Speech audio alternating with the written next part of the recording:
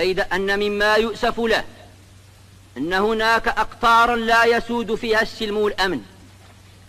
ويؤلمنا ألما شديدا أن تجري في أرض جاراتنا الجزائر الشقيقة معارك يتسع نطاقها يوما بعد يوم، وما أشد رغبتنا في أن تباشر مفاوضات بين جميع من يهمهم الأمر لتسوية النزاع القائم تسوية تتفق وميثاق الأمم المتحدة الذي يعترف للشعوب بحق تقرير مصيرها. وليس من العسير على العزائم الصالحة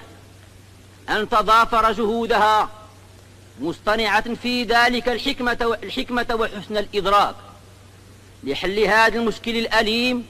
ولوضع حد لإراقة الدماء. إن أملنا لوطيد أن تصبح منظمتكم ملتقى لجميع شعوب العالم